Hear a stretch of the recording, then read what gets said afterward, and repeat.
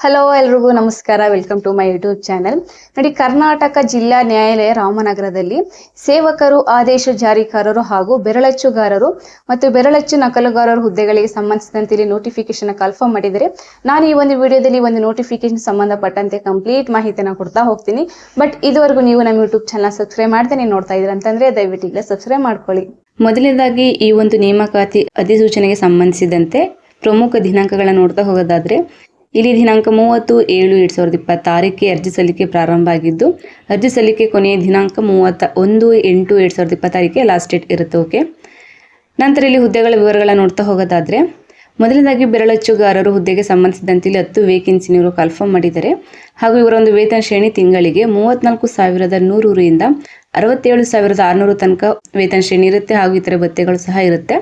ಇಲ್ಲಿ ಕೆಟಗರಿ ವೈಸಲ್ಲೂ ಸಹ ಡಿವೈಡ್ ಮಾಡಿ ತಿಳಿಸಿದರೆ, ನೀವು ಬೇಕು ಅಂದ್ರೆ ಇದನ್ನ ವಿಡಿಯೋನ ಪಾಸ್ ಮಾಡಿ ನೀವು ನೋಡ್ಕೋಬಹುದು.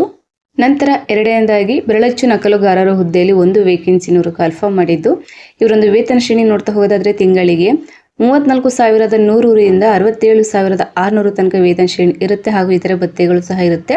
ಇದರಲ್ಲಿ ಇವರು ಸಾಮಾನ್ಯ ಅಭ್ಯರ್ಥಿಯಲ್ಲಿ 1 ವೇಕೆನ್ಸಿ ಇವರು ಕನ್ಫರ್ಮ್ ಮಾಡಿದ್ದಾರೆ. ನಂತರ ಮೂರನೇದಾಗಿ ಆದೇಶ ಜಾರಿಕಾರರಲ್ಲಿ 10 ಹುದ್ದೆ ಇವರು ಕನ್ಫರ್ಮ್ ಮಾಡಿದ್ದಾರೆ.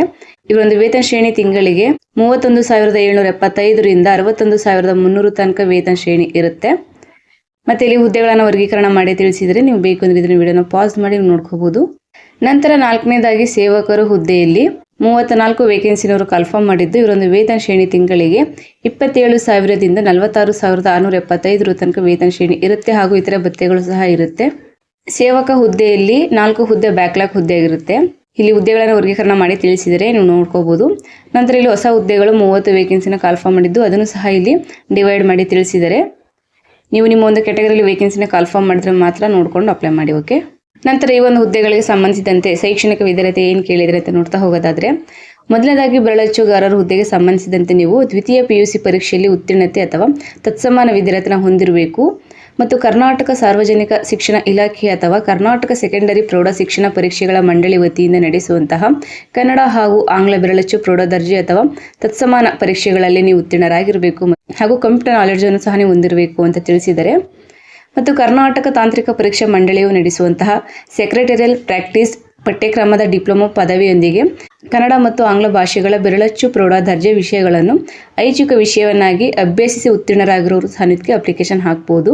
ನಂತರ ಎರಡನೇದಾಗಿ ಬೆರಳಚ್ಚು ನಕಲುಗಾರರ ಹುದ್ದೆಗೆ ಸಂಬಂಧಿಸಿದಂತೆ ನೀವು ದ್ವಿತೀಯ PUC ಪರೀಕ್ಷೆಯಲ್ಲಿ ಉತ್ತೀರ್ಣತೆ ಅಥವಾ ತತ್ಸಮಾನ ವಿದ್ಯಾರ್ಹತೆನ ಹೊಂದಿರಬೇಕು.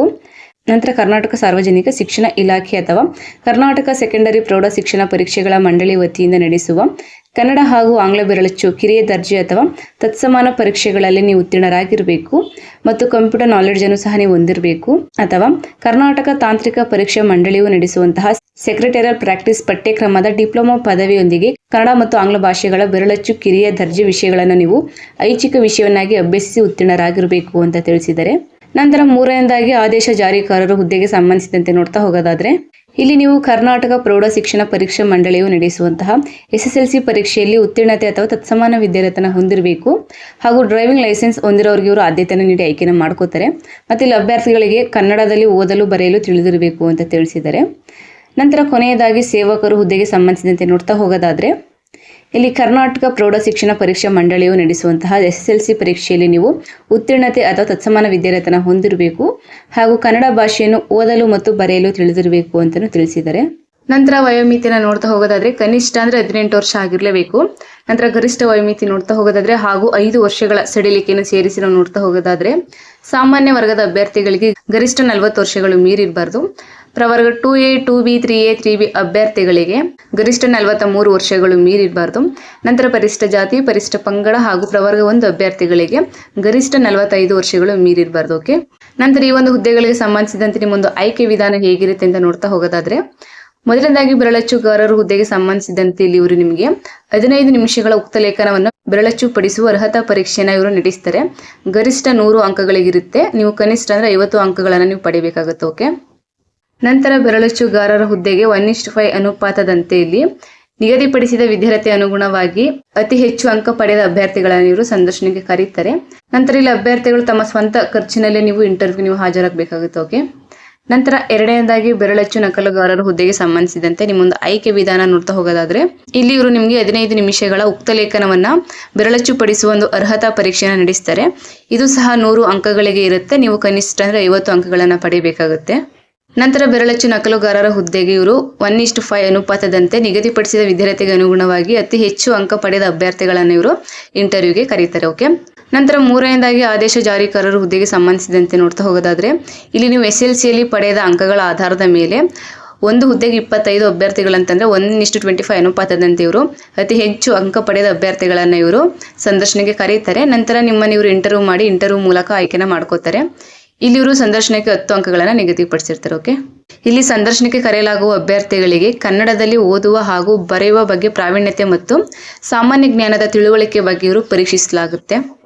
ನಂತರ ಕೊನೆಯದಾಗಿ ಜವಾನರು ಹುದ್ದೆಗೆ ನೋಡ್ತಾ ಹೋಗೋದಾದ್ರೆ ಇಲ್ಲಿ ನೀವು SLCಯಲ್ಲಿ ಗಳಿಸಿದ ಅಂಕಗಳ ಆಧಾರದ ಮೇಲೆ ಇವರು ಒಂದು ಹುದ್ದೆಗೆ 10 ಅಭ್ಯರ್ಥಿಗಳಂತ ಅಂದ್ರೆ 1:10 ಅನುಪಾತದಂತೆ ಅತಿ ಹೆಚ್ಚು ಅಂಕ ಪಡೆದ ಅಭ್ಯರ್ಥಿಗಳನ್ನ ಇವರು ಸಂದರ್ಶನಕ್ಕೆ ಕರೀತಾರೆ. ನಂತರ ನೀವು ಸಂದರ್ಶನದಲ್ಲಿ ಪಡೆದ ಅಂಕಗಳ ಆಧಾರದ ಮೇಲೆ ಇವರು ನಿಮ್ಮನ್ನ ಆಯ್ಕೆನ ಮಾಡ್ಕೋತಾರೆ. ಓಕೆ. ಇಲ್ಲೂ ಸಹ ಸಂದರ್ಶನಕ್ಕೆ 10 ಅಂಕಗಳನ್ನು ನಿಗದಿಪಡಿಸಿರ್ತಾರೆ. ನಂತರ ಇಲ್ಲಿ ಅರ್ಜಿ ಶುಲ್ಕವನ್ನು ನೋಡ್ತಾ ಹೋಗೋದಾದ್ರೆ ಇಲ್ಲಿ ಸಾಮಾನ್ಯ ವರ್ಗದ ಅಭ್ಯರ್ಥಿಗಳಿಗೆ 200 ರು ಅಷ್ಟು ಫೀಸ್ ಇರುತ್ತೆ. ನಂತರ ಪ್ರವರ್ಗ 2A 2B 3A 3B ಅಭ್ಯರ್ಥಿಗಳಿಗೆ 100 ರು ಅಷ್ಟು ಫೀಸ್ ಇರುತ್ತೆ. ನಂತರ ಪರಿಶಿಷ್ಟ ಜಾತಿ ಪರಿಶಿಷ್ಟ ಪಂಗಡ ಪ್ರವರ್ಗ 1 ಹಾಗೂ ಅಂಗವಿಕಲ ಅಭ್ಯರ್ಥಿಗಳಿಗೆ ಶುಲ್ಕ ಪಾವತಿಯಿಂದ ಅವರಿಗೆ ವಿನಾಯಿತಿ ಇರುತ್ತೆ. ಓಕೆ. ನೀವು ಫೀಸನ್ನು ನೀವು ಆನ್ಲೈನ್ ಮುಖಾಂತರ ಪೇ ಮಾಡ್ಕೋಬಹುದು. ಅಂದರೆ net banking, credit card, debit card, UPI ಮೂಲಕ ನೀವು ಆನ್ಲೈನ್ ಮುಖಾಂತರ ನೀವು ಪೇ ಮಾಡ್ಕೋಬಹುದು. ಇದನ್ನು ಹೊರತುಪಡಿಸಿ ನೀವು ಚಲನ, demand draft, postal order, money order ಇವುಗಳಿಂದ ಬಂದಂತಹ ಅರ್ಜಿಗಳನ್ನು ಅವರು ಸ್ವೀಕಾರ ಮಾಡೋದಿಲ್ಲ. ಓಕೆ. ಸೊ ಇದಿಷ್ಟು ಜಿಲ್ಲಾ ನ್ಯಾಯಾಲಯ ರಾಮನಗರದಲ್ಲಿ ಕನ್ಫರ್ಮ್ ಮಾಡಿರುವಂತಹ ಸೇವಕರು, ಆದೇಶ ಜಾರಿಕಾರರು, ಬೆರಳಚ್ಚುಗಾರರು ಹಾಗೂ ಬೆರಳಚ್ಚು ನಕಲುಗಾರರು ಹುದ್ದೆಗಳಿಗೆ ಸಂಬಂಧಿಸಿದಂತೆ ಮಾಹಿತಿ ಇದಾಗಿರುತ್ತೆ. ನೋಡಿ, ಲಾಸ್ಟ್ ಡೇಟ್ ಬಂದು 31/8/2026 ಅಂದ್ರೆ ಇದೆ ಆಗಸ್ಟ್ 31ಕ್ಕೆ ಲಾಸ್ಟ್ ಡೇಟ್ ಇರುತ್ತೆ. ಸೊ ಹಾಗಾಗಿ ಯಾರೆಲ್ಲ ನಿಮ್ಮ ಫ್ರೆಂಡ್ಸ್ಗಳು SLC PUC ಮಾಡಿರ್ತಾರೆ ಎಲ್ಲರೂ ಕೂಡ ಶೇರ್ ಮಾಡಿ. ಅವರು ಕೂಡ ಇಂಟ್ರೆಸ್ಟ್ ಇತ್ತು ಅಂದ್ರೆ ಅವರು ಕೂಡ ಅಪ್ಲೈ ಮಾಡಲಿ ಅಂತ ಹೇಳ್ತಾ, ಇವತ್ತು ಇಂಟ್ರೆಸ್ಟ್ ಇದ್ರೆ ಅಪ್ಲಿಕೇಶನ್ ಹಾಕಬೇಕು ಅಂತಂದ್ರೆ ಇವರೊಂದು ಅಫಿಷಿಯಲ್ ವೆಬ್ಸೈಟ್ ಆದಂತಹ ramnagar.dcourts.government.in ಈ ಒಂದು ವೆಬ್ಸೈಟ್ಗೆ ಹೋಗಿ ನೀವು ಆನ್ಲೈನ್ ಮುಖಾಂತರ ನೀವು ಅಪ್ಲಿಕೇಶನ್ ಹಾಕಬೇಕಾಗುತ್ತೆ. ಓಕೆ. ಮತ್ತೆ ಈ ಒಂದು ವಿಡಿಯೋ ಇಷ್ಟ ಆಯ್ತು ಅಂದ್ರೆ ದಯವಿಟ್ಟು ಒಂದು ಲೈಕ್ ಮಾಡಿ, ಶೇರ್ ಮಾಡಿ. ಮತ್ತೆ ಹೀಗೆ ಒಂದು ಹೆಚ್ಚಿನ ಇನ್ಫಾರ್ಮೇಷನ್ಗಳಿಗಾಗಿ ದಯವಿಟ್ಟು ನಮ್ಮ ಯೂಟ್ಯೂಬ್ ಚಾನಲ್ ಸಬ್ಸ್ಕ್ರೈಬ್ ಮಾಡಿ, ಸಪೋರ್ಟ್ ಮಾಡಿ ಫ್ರೆಂಡ್ಸ್. Thank you.